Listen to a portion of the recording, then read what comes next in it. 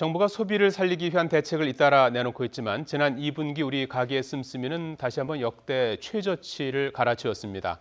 이런 소비 위축은 경기 탓도 있지만 고령화라는 구조적인 요인도 있어서 단기 대책으로는 돌파하고 마련이 쉽지 않아 보입니다. 고한석 기자입니다. 가게가 허리띠를 졸라매기 시작하면 가장 먼저 먹고 입는 씀씀이부터 줄입니다. 실제로 경기 침체가 이어지면서 지난 2분기 식료품과 비주류 음료, 옷과 신발 지출이 1년 전보다 큰 폭으로 줄었고 사교육비 지출도 감소했습니다. 마트 같은 곳에 가면 구매를 할 때 장바구니에 물건을 넣었다 뺐다 결정할 때 굉장히 고민을 많이 하게 되고요.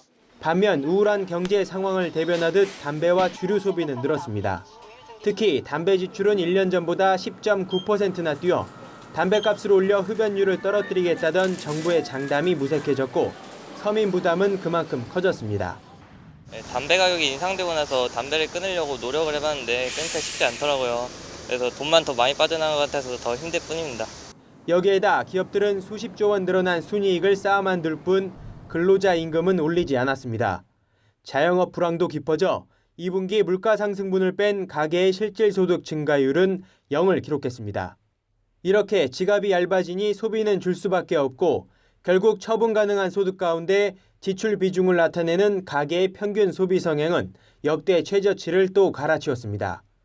문제는 소비 위축이 경기 탓도 있지만 고령화가 구조적인 원인이어서 할인 행사나 세금 감면 같은 단기 대책으로는 효과를 볼 수 없게 됐다는 겁니다. 30, 40대 가구주의 소비 성향이 높은 편인데 이제 고령화로 인해서 점점 60대 이상 가구주 비율이 높아지고 있기 때문에 소비 성향이 하락하는 데 좀 크게 영향을 미친 것으로 보고 있습니다. 저소득층과 고소득층의 소득 격차도 더 벌어진 것으로 나타나 기업의 이익이 가계의 소득으로 이어지게 하고 분배 구조도 개선해야 한다는 주장에 더욱 힘이 실리고 있습니다. YTN 권석입니다.